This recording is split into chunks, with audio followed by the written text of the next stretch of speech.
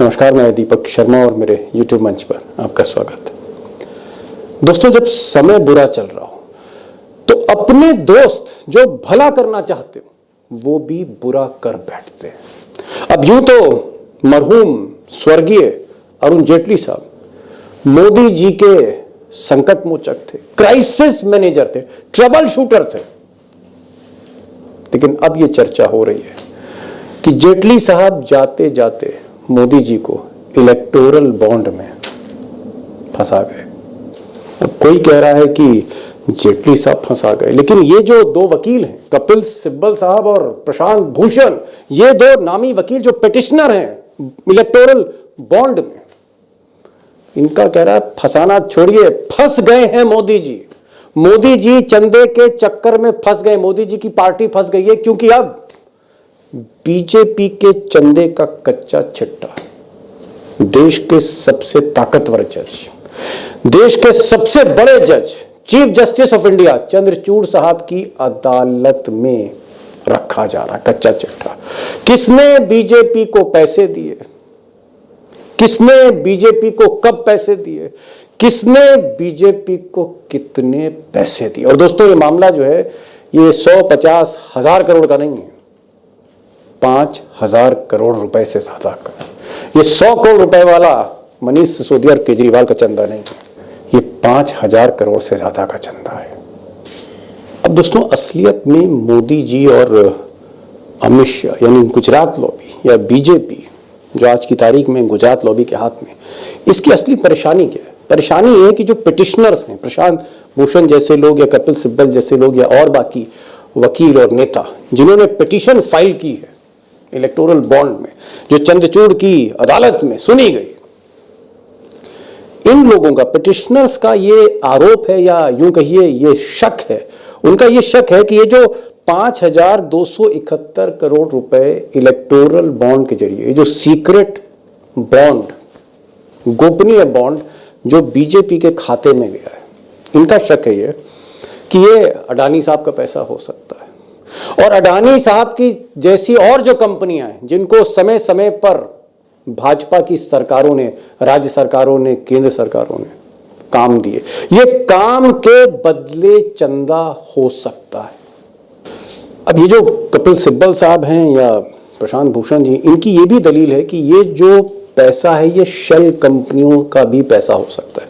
यानी जिस तरह से अडानी की कंपनियों में मॉरिशस से पैसा आया या विदेश से पैसा आया, नंबर 2 का पैसा जिसे कहा रहा है शेल कंपनी से, ये गुमनाम कंपनियों का ये पैसा हो सकता है जो बीजेपी के खाते में गया।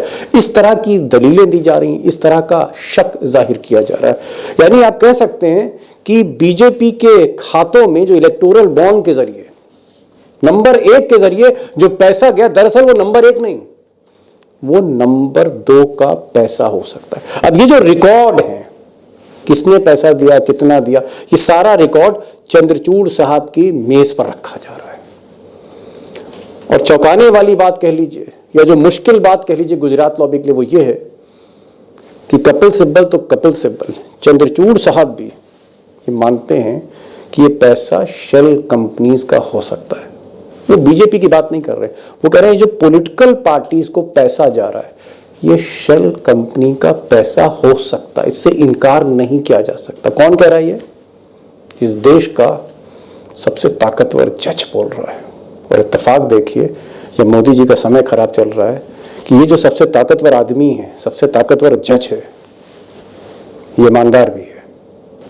अब दोस्तों, जो 3 बड़े नेता हैं बीजेपी के, रूलिंग बीजेपी के, नड्डा साहब जो भाजपा के अध्यक्ष हैं, अमित शाह साहब जो गृह मंत्री हैं, आप कह सकते हैं कि पार्टी यही चलाते हैं, और ये साहब नरेंद्र मोदी नंबर 1 लीडर हैं। ये तीनों नेता जो इस वक्त बीजेपी को चलाते हैं, रन करते हैं, या बीजेपी में जो पैसा आ रहा है उसको खर्च करते हैं, टॉप रिस्पॉन्सिबिलिटी इन्हीं की, यही सब डिसाइड करते हैं। ये दरअसल चंद्रचूड़ साहब के इस फैसले से कि इलेक्शन कमीशन उनके पास लाकर सारा खाते रख दे हर पार्टी के, और ये बताए कि पैसा किसका है, कहां से आया, कितना आया, कब आया, ये जो रिकॉर्ड तलब किया गया है, इनको अच्छा नहीं लग रहा। और उसकी एक वजह, एक बड़ी वजह, बहुत बड़ी वजह, इतनी बड़ी वजह कि अगर कोई जांच एजेंसी सच्चाई से तहकीकात करे तो तीनों के लिए बहुत बड़ी मुसीबत है। अब दोस्तों, बीजेपी का जो नेतृत्व है, ये जो तीन बड़े नेता मैंने दिखाए, इनको परेशानी क्यों है कि चंद्रचूड़ साहब ये जो चंदा है, इलेक्टोरल बॉन्ड है, इसकी छानबीन कर रहे हैं?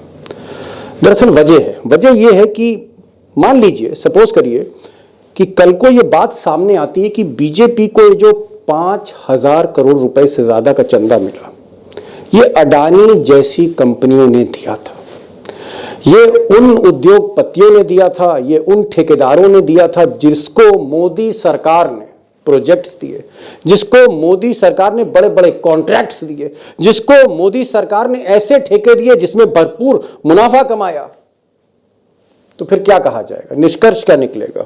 वही निष्कर्ष निकलेगा जो ईडी ने आम आदमी पार्टी के मामले में निकाला कि अगर आप शराब के ठेकेदारों को मुनाफा दे रहे थे और उन्हें प्रॉफिट हो रहा था तो पैसा आपने भी लिया है, करप्शन आपने किया है। और इसी करप्शन के केस में मनीष सिसोदिया जेल गए, इसी करप्शन के केस में संजय सिंह जेल गए, और इसी करप्शन के केस में ये साथ भी जाने वाले हैं। तो अगर कल ये बात सामने आती है अगर कि जो 5,000 करोड़ रुपया है ये उन ठेकेदारों का, या उसमें एक मेजर शेयर उन ठेकेदारों का है जिनको मोदी सरकार के अलग अलग मंत्रालयों ने काम दिए, तो फिर क्या होगा? करप्शन का केस रजिस्टर होगा। तो फिर क्या ईडी भी केस करेगी? क्योंकि अपराध की जांच के पैमाने तो एक ही हैं, वो चाहे आम आदमी पार्टी हो या बीजेपी हो। अब दोस्तों, जो इलेक्टोरल बॉन्ड का, यानी बॉन्ड के जरिए चंदा देने का पॉलिटिकल पार्टी को, ये आइडिया अरुण जेटली साहब का था या ये आइडिया मोदी जी का था? जिसका भी आइडिया था, मोदी जी, जैसा कि हमें संकेत मिल रहे हैं कपिल सिब्बल से या बाकी वकीलों से या पिटिशनर से, मोदी जी कहीं ना कहीं फंसते चले जा रहे हैं। लेकिन जो बड़ा सवाल है वो ये है कि क्या अगर इस तरह के साक्ष्य और संकेत मिलते हैं कि बीजेपी को उन लोगों से पैसा मिला जिनको बीजेपी ने काम दिया था, ठेके दिए थे, तो क्या इसमें आगे कार्रवाई की गुंजाइश है?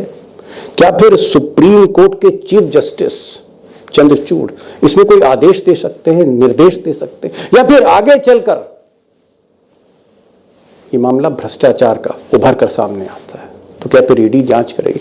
बहुत, मैं कह रहा हूं, बड़ा सवाल है। अगर 2024 के परिप्रेक्ष्य में आप इसको देखें, एक बहुत ही बड़ा मुद्दा, अगर इलेक्टोरल बॉन्ड की परतें खुली और चंद्रचूड़ जैसे चीफ जस्टिस ने सख्ती दिखाई, तलखी दिखाई, तो एक चीज तय है कि गुजरात लॉबी के लिए एक बहुत बड़ा संकट खड़ा होने जा रहा है ठीक चुनाव से पहले। और मुझे लगता है इस बड़े सवाल पर हम बात करते हैं अशोक वानखेड़े टाइगर से, और बात इसलिए जरूरी है क्योंकि टाइगर इस पूरे मामले के भीतर तक तय में अंदर उतर चुके हैं।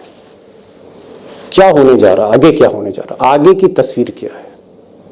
चंद्रचूड़ कार्रवाई करेंगे, और अगर कार्रवाई हुई तो मोदी जी का जो रथ है 24 से पहले फंस सकता है। टाइगर के पास चलते हैं। मेरा पहला सवाल टाइगर ये कि क्या अरुण जेटली मोदी जी के बड़े अभिन्न मित्र, एक टाइम के फ्रेंड, फिलोसफर, गाइड, उनके मित्र ही नहीं, उनके शुभचिंतक भी, लेकिन क्या जाते जाते मरहूम जेटली जी मोदी जी को फंसा गए? दीपक भाई बुरी तरह से फंसा गए, बुरी तरह से। कई बार लोकसभा में जो समर्थन प्राप्त होता है उसका दम, और अपना एक सुप्रीम कोर्ट का बड़ा लॉयर होने का जो तड़का लगा उस दंभ में जी, तो उन्हें लगा कि मैं ऐसा सिस्टम दे रहा हूं, कभी कोई सोच ही नहीं सकता इसके बारे में। उन्हें कभी सोचा ही नहीं था कि चंद्रचूड़ नामक कोई व्यक्ति भी चीफ जस्टिस बन के आएंगे। उन्हें यह नहीं सोचा था कि कई कुछ लोग ऐसे भी आएंगे जो इस देश की लोकतंत्र को सबसे ज्यादा वेटेज देंगे, जो लोगों के अधिकारों की बात करेंगे। जस्टिस पीएम से भी सवाल करेंगे और इलेक्शन कमीशन से भी सवाल करेंगे।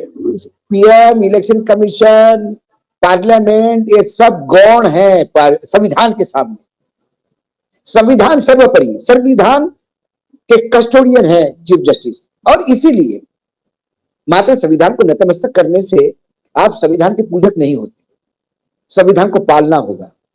उन्होंने कहा मुझे ताज्जुब लगता है कि क्या इस देश के मतदाताओं को ये जानने का अधिकार नहीं है? ये कैसा कह दिया आपने, जानने का अधिकार नहीं है एफिडेविट में? क्यों नहीं है अधिकार? अब सरकार के हाथ पैर खुल गए। Election commission, state bank of India तो क्या है, वो तो नौकर है बेचारे। उनको आदेश आया, पार्लियामेंट ने बिल क्लियर किया, आप ही बेचोगे और आप ही खरीदोगे, तो उन्होंने ठीक है माए बाप जैसा आपका आदेश, वो उठा कागज दे देंगे। आज उन्होंने ये कहा, मतलब कई जब जजों की आपने बहस सुनी होगी, उसमें उन्होंने कहा कि ये इतना कॉन्फिडेंशियल कैसा होता है, क्योंकि कंपनी जब अपने बैलेंस शीट में बताती है कि मैंने इतने इलेक्टोरल बॉन्ड खरीदे हैं, तो एक साइड तो एक्सपोज हो ही जाती है, इस कंपनी ने खरीदे इलेक्टोरल बॉन्ड 50 करोड़ के, क्योंकि उसने बैलेंस शीट में दिखाए। अब सवाल ये है कि ये 50 करोड़ के जो बॉन्ड है, ये किसको दिए, इसके एवज में दिए। दूसरी बात, क्या ये कंपनी ओवरसीज कंपनी है? क्या ये शेल कंपनी है कि जिनकी बैलेंस शीट, शेल कंपनी मतलब गुमनाम कंपनी, बेनामी कंपनी, गुमनाम बेनामी कंपनी। और बेनामी कंपनी तो हमारे यहाँ एक स्टॉक रिप्लाई है, स्टॉक जब सरकार अटकती है या सरकार का कोई दामाद या सरकार का कोई अपना बेटा अटकता है उद्योगपति। टाइगर मैं अगर पूछूं कि क्या ये जो 5,000 करोड़ रुपए से ज्यादा 5,279 ऐसी कुछ करोड़ है, 5,272 5,272 के आसपास, 5,000 मान लेते हैं, 5,000 करोड़ से ज्यादा जो बीजेपी को मिला है, पैसा मिला इलेक्टोरल बॉन्ड्स, आपको लगता है कि ये पैसा अडानी जैसे सेठों का हो सकता है, ये पैसा विदेश से आ सकता है, ये पैसा नंबर 2 का हो सकता है, ये पैसा काला धन हो सकता है, ये पैसा बैड मनी हो सकता है? क्या आपको ऐसा लगता है इसीलिए हाथ पैर फूल रहे हैं भाजपा के, इसीलिए मीटिंग पर मीटिंग चल रही है, समझ नहीं आ रहा क्या करें, क्योंकि सब कुछ लिफाफे में देना है हिसाब किताब। जिस खाते को उनको भरोसा था कि ये खाता खोला ही नहीं जाएगा, जेटली साहब ने तो सीक्रेट बताया था कि सब ये सब कुछ सीक्रेट रखा जाएगा, चंद्रचूड़ कह रहे हैं कि भाई कोई सीक्रेसी नहीं, इसको हमारे सामने पेश करिए, हिसाब लाइए, बही खाता लाइए। भाजपा के अंदर पिछले 2-3 दिन से जो लगातार मीटिंग टॉप लेवल पे हो रही, गुजरात लॉबी कर रही, बीजेपी में घबराहट क्यों है? दो बातें हैं दीपक जी, मैं बहुत ही लेमैन, सर्वसाधारण भारत का नागरिक होने के नाते बोल रहा हूं, पत्रकार और विश्लेषक के नाते भी नहीं जी। यदि भाजपा को यह पता है कि ये पैसा लीगल कंपनियों से आया है, तो भाजपा को जरा भी शर्म नहीं लगनी चाहिए थी नाम उजागर करने में। सर्वोच्च न्यायालय जब पूछ रही थी, एफिडेविट मांग रही थी, सरकार एफिडेविट दे, लेकिन भाजपा यदि कहती कि भाई बाकी पॉलिटिकल पार्टीज करे ना करे, हम बताते हैं कि ये 5,000 सवा 5,000 करोड़ कहां से आए, हम बता रहे हैं आपको, उसमें क्या है, तो नियत साफ लगती है। अब मुझे लगता है, क्या जिन शेल कंपनियों ने अडानी जी के यहां पैसा लगाया, जिनके ओवरसीज ऑफिस है, जहां ईडी कह रही है कि वो ओवरसीज है, हमको उसका ट्रेंड नहीं मिल रहा है, सेबी कह रही है कि दूसरे देशों में कंपनियां हैं, हमको ट्रेंड नहीं मिल रहा है, क्या उन कंपनियों का पैसा है, उन कंपनियों से लूट हुआ?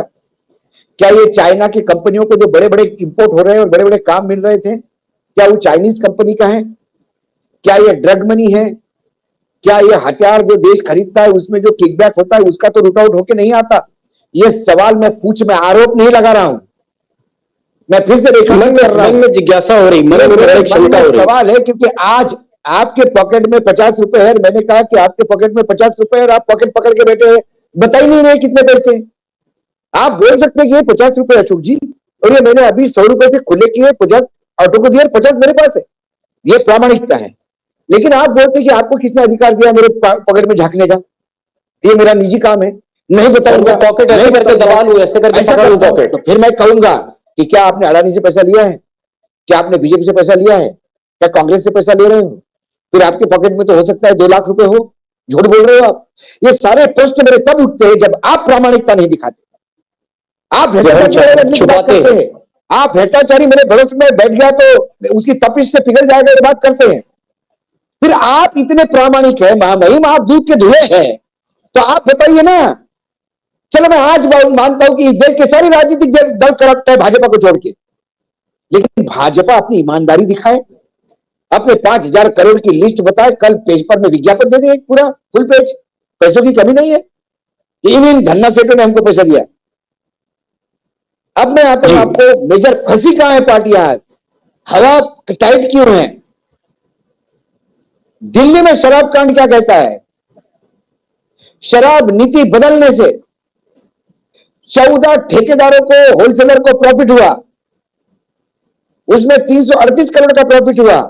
क्या उसमें से 100 करोड़ रुपए इन्होंने रिश्वत खाए करके पार्टी के सारे लोग आज जेल में हैं? पार्टी का सुप्रीमो और पार्टी के मुख्यमंत्री रडार पे हैं। कल यदि ये पैसा उन कंपनियों का आया जिन कंपनियों को सरकार ने माल बेचा है, जिस कंपनियों के लिए सरकार ने कानून बदले हैं, जिस कंपनियों के लिए सरकार ने बेल आउट किया है, तो क्या फिर ये कैश फॉर डील्स था? इसी तरह में फिर क्या बाकी लोग भी जेल जाएंगे, गुजरात लॉटरी जेल जाएगी, ये कहना चाह रहे हैं? फिर तो एक डील आएगा कि आपको इस इलेक्टोरल बॉन्ड तब मिला जब आपने वोट टेंडर उसको दिया। बीजेपी को अडानी जी ने तब पैसा दिया जब आपने धारा भी दिया। मैं उदाहरण के तौर पे बता रहा हूं, आरोप नहीं लगा रहा हूं। समझ गया। ये जब सारा मैच होगा तो सर हमाम में सब नंगे हैं। फिर भ्रष्टाचार की, नियत की, साफ गुजरे की ये बातें करने का टाइगर समझ गया किसी को नहीं कह रहे हैं आप। मैं समझ गया। आप ये कह रहे हैं टाइगर कि अगर एक बात तो तय है कि 338 करोड़ रुपए का मुनाफा दिल्ली के 14 होलसेलर्स को हुआ था शराब का जो धंधा कर रहे थे, ये बात फैक्ट है। अब ये 338 करोड़ रुपए में से 100 करोड़ आम आदमी पार्टी को चंदे में दिए, नहीं दिए, इसका कोई प्रमाण नहीं, लेकिन एक चीज है, उनको प्रॉफिट हुआ और ईडी ने कहा कि साहब ये प्रॉफिट आपने इनको दिया है। और जो आरोप है आम आदमी पार्टी पे ये है कि भले ही आपसे पैसा रिकवर नहीं हुआ हो, लेकिन आपकी जो इंटेंट है ना, वो इंटेंट करप्शन की है कि आपने पैसे की एवज में फायदा दिया। आप ये कहना चाह रहे हैं, आप ये कहना चाह रहे हैं कि यही नियम फिर अडानी के साथ लागू होगा, आप ये शायद कहना चाह रहे हैं। मैं और आरोप लगा रहा हूं, मैं और बात कर रहा हूं आगे की। सर दीपक भाई, प्रॉफिट इज नॉट अ सिन। मुनाफा कमाना पाप नहीं है।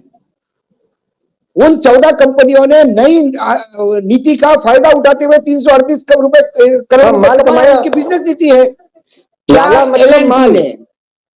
क्या एलएनटी ने ये जो सेंट्रल विस्टा बनाया, नई पार्लियामेंट बनाई, वो टाटा ने क्या इस एक घाटे का सौदा किया या इसमें प्रॉफिट कमाया?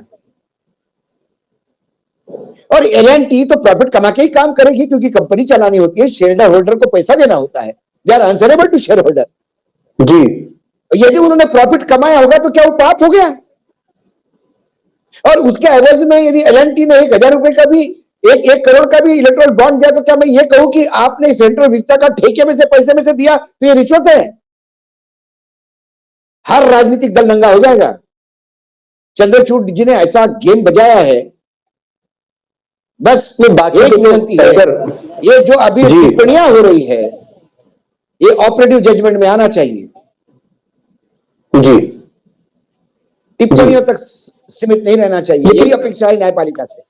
लेकिन आपको लगता है टाइगर, एक चीज ये भी हाइपोथेटिकल सवाल है, क्योंकि मन में शंका हो रही है कि भाई बीजेपी जिस तरह से चुप है इलेक्टोरल बॉन्ड पे, और जिस तरह से सरकारी वकील तुषार मेहता बार बार कह रहे थे नहीं साहब ये गलत पैसा नहीं है साहब, ऐसा मत सोचिए, है ना, हम तो चाहते हैं कि इलेक्शन की व्यवस्था ठीक हो।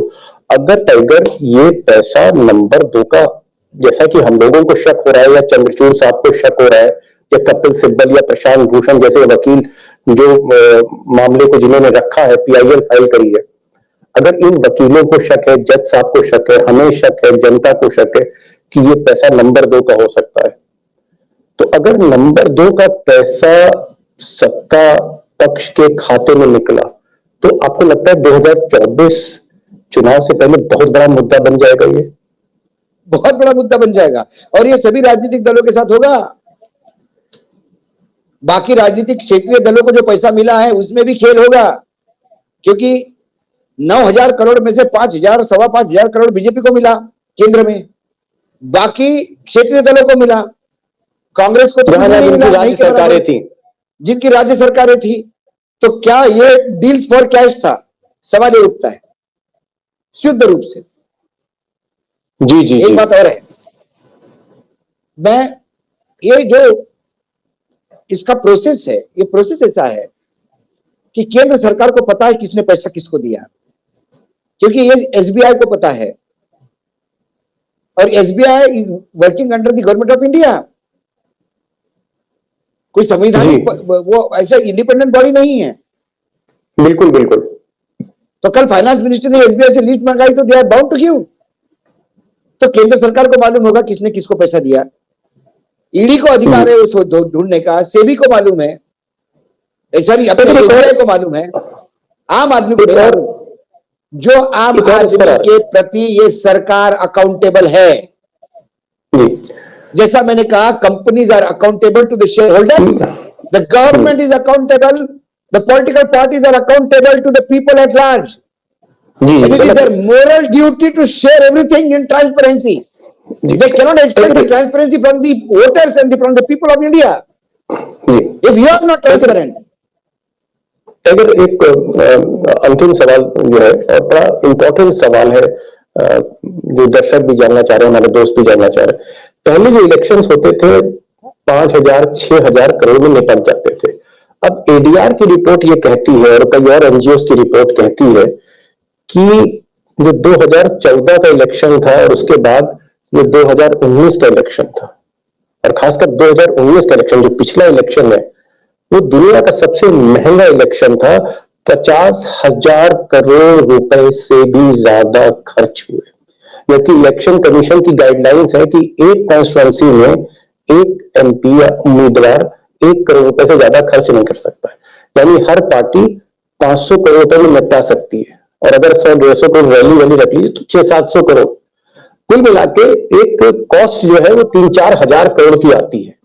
लेकिन ये 10 गुना बढ़ी। आपको लगता है कि जब से गुजरात लॉबी आई है, इलेक्शन महंगा कर दिया है, विपक्ष की कमर तोड़ दी है, इतना महंगा इलेक्शन में रेट इतने बढ़ा दिए हैं रिश्वत देने के, पैसा देने के, कि मतलब इनसे कोई लड़ नहीं सकता आज की तारीख में, जहां तक पैसे का मामला है।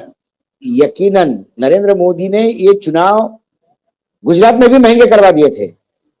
याद करिए वो 3D एनिमेशन, मोदी जी एक जगह पे रह के 10-10 सभाओं को वर्चुअल वो इमेज बनता था, सैटेलाइट से उतरता था इमेज जी। तो पहली बार इस देश में किसी राजनीतिक दल ने अपनी ओबी वैन लगा के अपना इलेक्शन रैली का कवरेज करना शुरू किया। हम जब रिपोर्टिंग करते थे तो किसी बहुत ज्यादा बड़ी रैली हो तो 4 कैमरे पहुंचा देता था चैनल, एक ओबी वैन होती थी और 4 कैमरे।